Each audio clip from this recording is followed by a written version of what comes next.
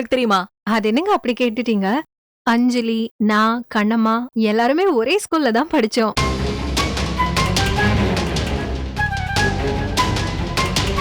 அப்படியா? ஆ, கண்ணம்மா எங்ககிட்ட இதெல்லாம் எதுவுமே சொல்லவே இல்லையே.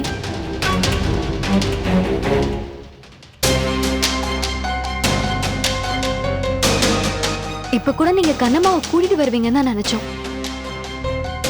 முக்கியமான வேலை இருந்துச்சு, அதான் வரல. அவ எப்படி இருக்கா? ஆ, நல்லா இருக்கா.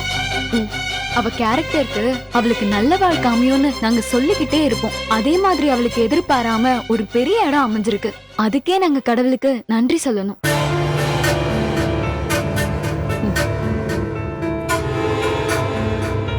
ஆமா, கண்ணம்மா என்ன அவ்ளோ பெரிய கையா? இவ்ளோ பில்டப் கொடுக்குறீங்க? என்னங்க இப்படி கேக்குறீங்க? கண்ணம்மா எவ்வளவு டேலண்டான பொண்ணுன்னு தெரியுமா? எங்க கிளாஸ்லயே நல்லா படிக்கிற பொண்ணு அவதான். அவளை அடிச்சுக்க ஆளே கிடையாது. அப்படியா? கண்ணம்மா அவ்வளவு பெரிய படிப்பாளியா? படிப்பு மட்டும் இல்ல, பாட்டு, விளையாட்டு, கட்டுரை போட்டி எல்லாத்துலயுமே அவதான் ஃபர்ஸ்ட் வருவா. ஓ, ஒவ்வொரு வருஷமும் அவ்ளோ கப்பு வாங்குவா.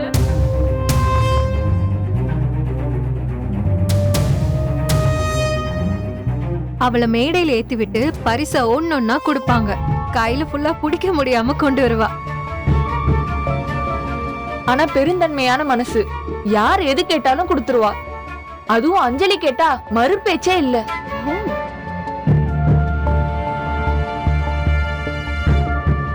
எல்லா பரிசையும் தூக்கி கொடுத்துட்டு வீட்ல வந்து அஞ்சலி தான் இது எல்லாத்தையும் வாங்கணும்னு சொல்லுவா. இல்ல அஞ்சலி?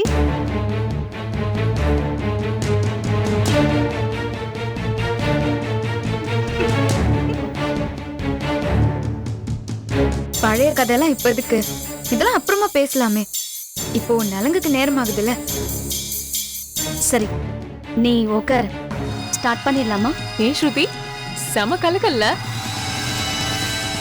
அங்க புள்ள பூச்சி மாதிரி இருக்கிற கண்ணம்மா எப்படி இருந்திருக்கா பாரு.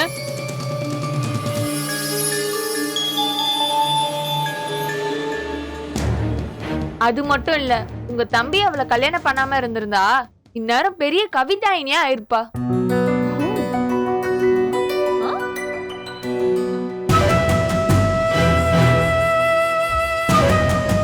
கண்ணம்மா கவிதைலாம் எழுதுவாளா? கவிதை எழுதுவாளாவா? செம்மையா எழுதுவாங்க. எனக்கு எப்படி கல்யாணம் ஆச்சுன்னு தெரியுமா? அவ கவிதையை சுட்டு என் பாய் ஃப்ரெண்ட் கிட்ட சொன்ன உடனே ஐ லவ் யூ சொல்லிட்டாரு.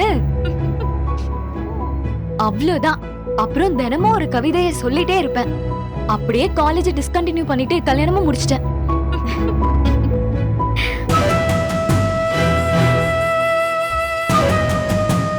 சரி, அதான் அப்புறமா பேசிக்கலாம்னு சொல்றேன்ல. டைம் ஆகுது. சரி, உட்கார் அஞ்சலி, ஸ்டார்ட் பண்ணலாம். பாட்டி மாலை எடுத்து போடவா? மாலை எடுத்து போடுமா.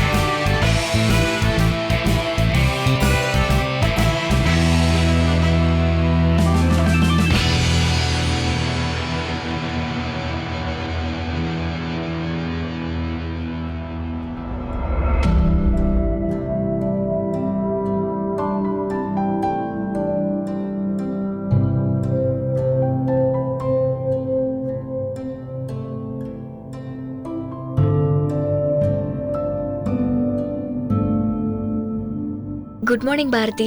Good morning Venba. எப்படி இருக்க பாரதி?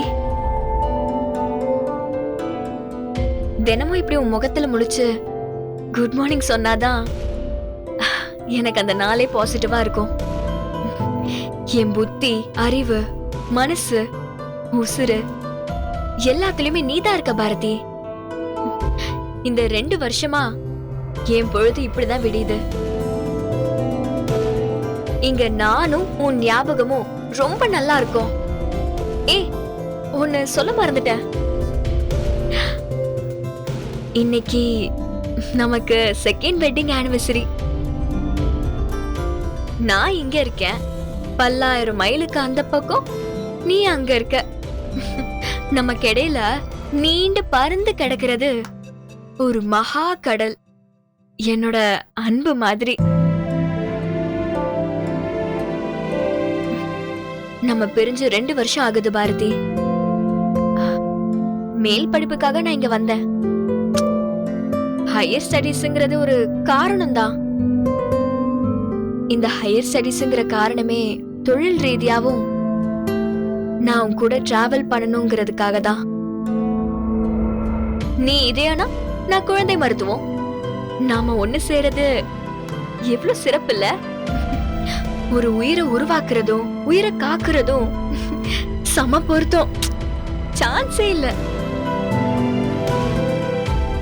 என்ன அப்படி பாக்குற? நீ என் வாழ்க்கையில வந்து 2 வருஷம் ஆகுது. ஒரு கணமும் உன்னை மறவாத இனிதான 2ஆம் ஆண்டு.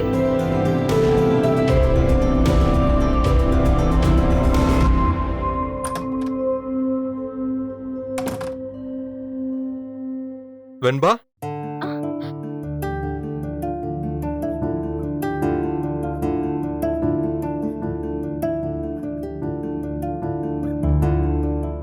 உன்னை இப்படி பாக்குறதுக்கு ரொம்ப கஷ்டமா இருக்கு. பழகிக்கோங்க சித்தப்பா. நான் இங்க இருக்கிற வரைக்கும் இப்படிதான் இருப்பேன். இல்லாத பாரதி கிட்ட நான் பேசிட்டு இருக்கிற மாதிரி தான் உங்களுக்கு தெரியும் சித்தப்பா.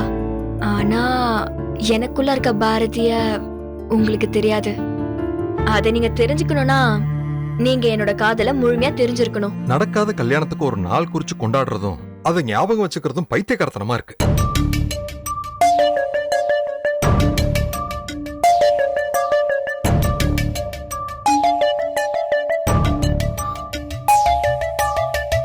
எப்ப பாரு பாரதியோட போட்டோ கூட பேசிக்கிட்டு இருக்கே. உசுர காப்பாத்துற டாக்டர் பைத்தியக்காரத்தனமா இருக்க கூடாது. ஒண்ணு புரிஞ்சுக்க வெண்பா, ஞாபகங்கிறது ஒரு மாயை. பாரதி உன்னை விட்டு தூரத்துல இருக்காங்கிறதா நிஜம். பாரதியை விட்டு என்ன தூரமா அழைச்சிட்டு வந்ததே நீங்க தானே சித்தப்பா. நீங்க நினைச்ச மாதிரி எங்களை பிரிச்சிட்டீங்க. வெண்பா, தாலி கட்டாத ஒருத்தனை கணவனா நினைச்சு வாழ்றத நினைச்சா எனக்கு திக்கு திக்குங்குது. நீ அங்க இருந்தா என்ன ஆவியோன்னு பயந்துதான் உன்னை இங்க கூட்டிட்டு வந்தேன். காதல் எங்க இருந்தாலும் எவ்வளவு தூரத்துல இருந்தாலும் அது அழியாது சித்தப்பா. அத உங்களுக்கு காட்டுறதுக்காக தான் நான் உங்களோட இங்க வந்தேன். நீங்க நினைச்சிட்டு இருக்கீங்க பாரதி என்னோட கனவுன்னு. நிச்சயமா பாரதி என்னோட கனவே இல்ல. பாரதி என்னோட வாழ்க்கை. His my life. நீங்க நினைச்ச மாதிரியே நான் ஹையர் ஸ்டடீஸ் முடிச்சிட்டேன். இப்போ நான் நினைச்ச மாதிரி பாரதியோட வாழ்றதுக்காக பறந்து போக போறேன். அவன் எனக்காக காத்துட்டு இருப்பான். ஹிஸ் வெயிட்டிங் சித்தப்பா. அவன் உனக்காக காத்துக்கிட்டு இருக்குது இருக்கட்டும். முதல்ல ஹாஸ்பிடல் கிளம்பி போ. உனக்காக எக்கச்சக்க பேஷண்ட்ஸ் வெயிட் பண்ணிட்டு இருக்காங்க. புரியுதா? ஓகே, 5 minutes சித்தப்பா. நான் ரெடி ஆயிட்டு வந்துறேன். ஓகே.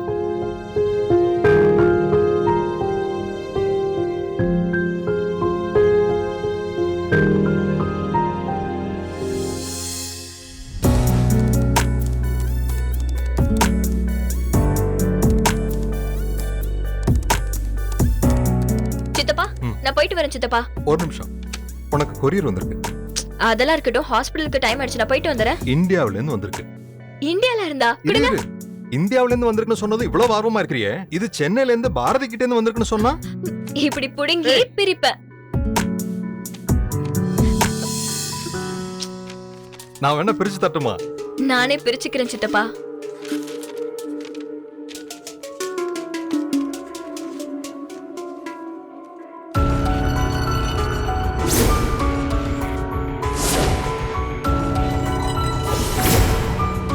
என்னம்மா மேரேஜ் இன்விடேஷனா? எதிர்பார்த்ததுதான். இன்னும் பழைய காலத்துல இருக்கியம்மா. காலம் நிறைய மாறி போச்சு. இப்பெல்லாம் ஒரே நேரத்துல 2-3 காதலோட டிராவல் பண்ற ஆண்கள் தான் ஜாஸ்தி. சித்தப்பா, பாரதிய தப்பா பேசினா எனக்கு பிடிக்காது. அவரை தப்பா பேசணுங்கிற அவசியம் எனக்கு இல்லம்மா. இது ஒருவேளை அவர் கல்யாண இன்விடேஷன் இருந்தா எனக்கு சந்தோஷம் தான். உன்னோட கற்பனை வாழ்க்கைக்கு இது ஒரு முற்றுப்புள்ளியா இருக்கும். இதோ பாரு, மனசை திடப்படுத்திக்கிட்டு அதை ஓபன் பண்ணி பாரு. சித்தப்பா கொஞ்சம் அமைதியா இருக்கீங்களா?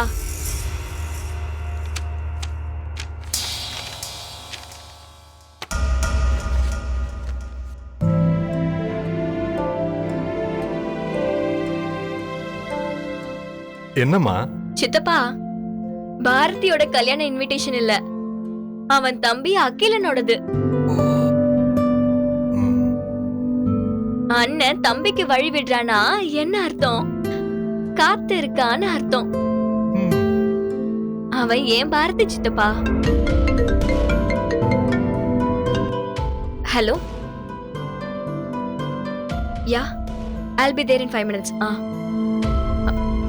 சித்தப்பா, ஒரு எமர்ஜென்சி கேஸ். இன்னும் 15 மினிட்ஸ்ல நான் ஹாஸ்பிடல்ல இருக்கணும். நீங்க என்ன பண்றீங்க? நான் இந்தியா போறதுக்கு டிக்கெட் புக் பண்ணிடுங்க. நான் உடனே கிளம்பணும். ஏம்மா, ஒரு இன்விடேஷன்க்கா இவ்வளவு எக்ஸைட்டார? இது இன்விடேஷன் இல்ல சித்தப்பா, என்னோட வாழ்க்கை. சரி சித்தப்பா, நான் ஈவினிங் வந்து பாக்குறேன். ஓகே.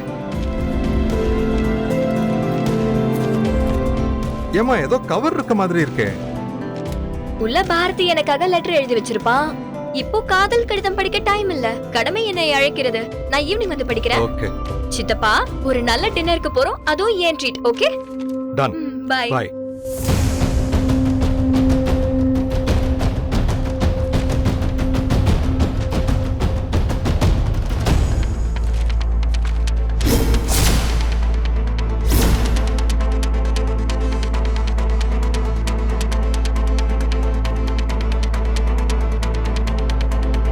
நோ, அது அவளோட பிரைவசி.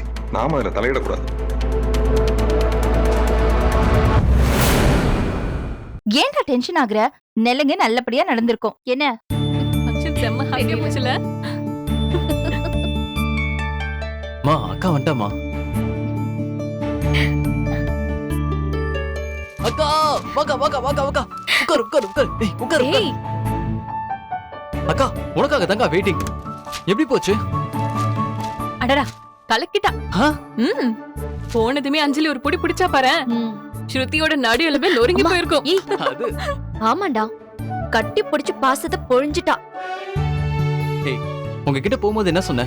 ஒரு சின்ன போட்டோ எடுத்து அனுப்ப சொன்னல. டேய், நலங்க எப்படா போட்டோ எடுக்க முடியும்? அறிவு இருக்கா உனக்கு? எல்லாரும் கொஞ்சம் ஓவர் ஆட்டிட்யூட்ல தான் இருக்காங்க. பிளாஸ்டிக் சிரிப்பு சிரிச்சுக்கிட்டு. அதுதான் அவங்களுடைய இயல்பு. நம்ம என்ன பண்ண முடியும்? சரி, அதெல்லாம் விடுக்கா. அஞ்சலி எப்படி இருந்தா? அவளுக்கு என்னடா, செம்ம அழகா இருந்தா. கல்யாண கலவர வந்துருச்சா, செம்ம அழகு. தெரியும். சும்மா நோய் நோயின்னு கேள்வி கேட்டுட்டு இருக்காத. நீ ஒண்ணு பண்ணு, அவளுக்கு போன் அடிச்சு, அம்மா தாயே, அந்த நலுங்கு புடவைய மாத்தாம அப்படியே கிளம்பிங்க வா அஞ்சலி, உன்னை பாக்கணும்னு சொல்லு. எங்கேயாவது காஃபி ஷாப்ல உட்காந்து கடலை போட்டு வா. யாரா இவன் சும்மா 80s கிட்ஸ் மாதிரி பேசிட்டு.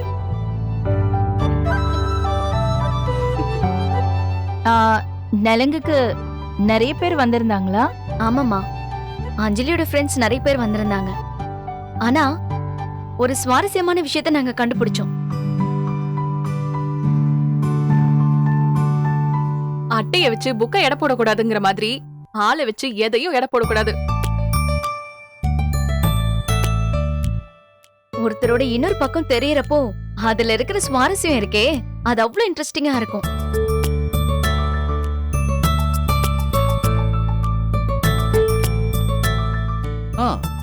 அங்க போய் உட்கார்ந்ததுல இருந்து டைம் பாஸ் ஆனதே தெரியல.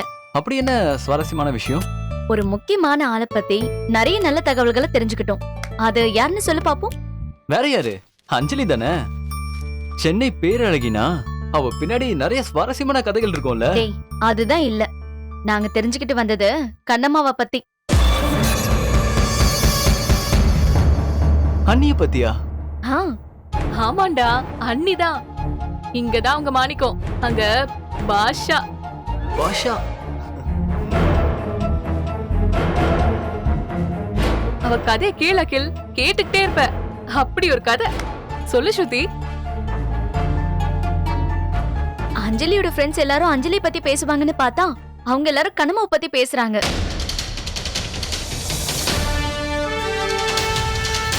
இங்க பயந்து பம்பி இருக்கிற கண்ணம்மா தான் சின்ன வயசுல இருந்தே படிப்புல ஸ்போர்ட்ஸ்ல எல்லாத்துலயுமே ஃபர்ஸ்டாம். அஞ்சலியே செகண்டா தான் வருவாளாம். நம்ம அண்ணியா? யார் பேசினாலும் பூனைக்குட்டி மாதிரி பொம்புற நம்ம கண்ணம்மா அண்ணியா அவ்வளவு பிரில்லியன்ட். வாவ். ஆமாண்டா, இந்த கல்யாணம் மட்டும் முடியலனா அவ ஒரு மிகப்பெரிய கவிஞரா வந்திருப்பான்னு எல்லாரும் சொல்றாங்க. அவ்வளோ பிரமாதமா கவிதை எழுதுவாளாம்.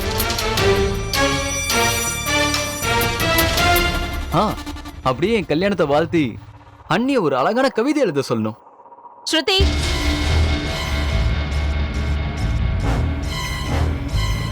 இத பாரு, ஃபங்க்ஷனை பத்தி மட்டும் பேசு. இதெல்லாம் நான் கேட்க விரும்பல.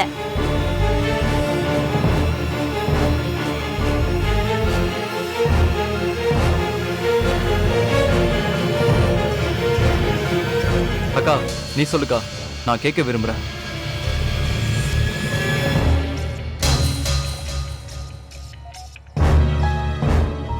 ஸ்கூல்ல அவதான் டாப்பரா. டான்ஸ், எஸ்ஏ ரைட்டிங், பாட்டுன்னு எல்லாத்துலயும் அவ கில்லியா. ஆனா அவங்கள பார்த்தா அப்படி தெரியவே இல்லைல்ல. ஏய், உன் ஆள் சரியான மொக்கையாண்டா. அதுக்கு எந்த பரிசும் கிடைக்காதான். ஏய், அஞ்சலி கேட்டானா எல்லா பரிசையும் கண்ணம்மா விட்டு கொடுத்துருவாளாம். குணத்துல தங்கன்னு சொல்றாங்கடா. வீட்டை தாண்டி வெளியில சம்பந்தமே இல்லாம இருக்கான். ஏய், கண்ட குப்பையான விஷயங்களை பேச வேணா, நான் சொல்றேன்ல. மா, கண்ணம்மா டேலண்ட் பத்தி சொல்லிக்கிட்டு இருக்க. இது என்ன குப்பையான விஷயமா? ஏமா அவள நம்ம விட்டு போனதானே? உன்னை அங்க போ சொன்னது அஞ்சலியோட நலங்குக்காக மட்டும்தான். இப்படி எவ புராணத்தையோ கேட்டுட்டு வரதுக்காக இல்ல.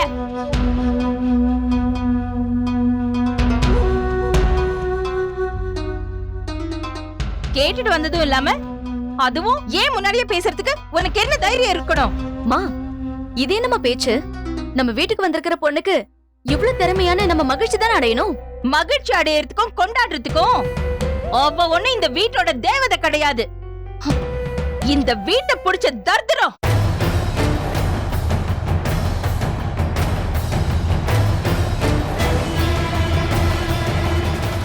இனிமே அவளை பத்தி நீ ஒரு வார்த்தை பேசக்கூடாது.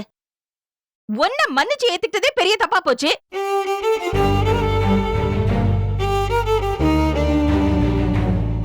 எப்பவுமே எனக்கு பிடிக்காத விஷயத்தை செஞ்சு என்ன டென்ஷன் படுத்துறதே நீ வேலையா வச்சிருக்க.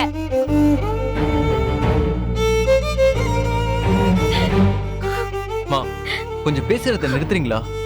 அங்க பாருமா, அவ அழுவுறாமா. யாரோட கண்ணீரை பத்தியும் எனக்கு கவலை இல்ல. மறுபடியும் அவளை பத்தி இங்க யாராவது பேசுனீங்க, இந்த வீட்ல அவங்க இருக்க வேண்டிய அவசியம் இல்ல.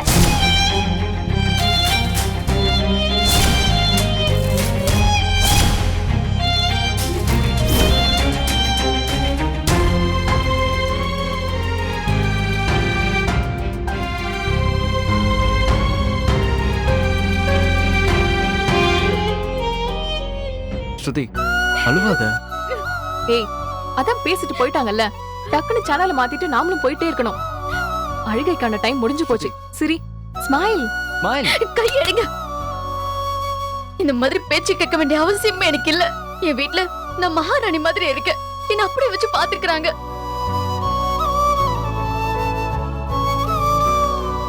உங்களுக்காக தான் நான் வந்தேன். இல்லன்னா நான் வந்திருக்கவே மாட்டேன். அம்மா முகத்துல நான் முழிச்சிருக்கவே மாட்டேன். சாரி, அம்மாக்காக நான் மன்னிப்பு கேட்டுக்கிறேன். என்ன மன்னிச்சிட்ட. டேய், சரி, ஓகே ஸ்ருதி, இங்க அப்பிட் ஆகுறோம். ஏன் ரூம்ல அசம்பிள் ஆறோம். கண்ணம்மா பத்தி இன்னும் நிறைய விஷயம் பேச வேண்டியிருக்கு. ஒரு ராணுவ ரகசியம் மாதிரி அத பேசி சிரிச்சு கொண்டாடுறோம். இதுக்கெல்லாம் ஃபீல் பண்ணாத ஸ்ருதி, வா போலாம்.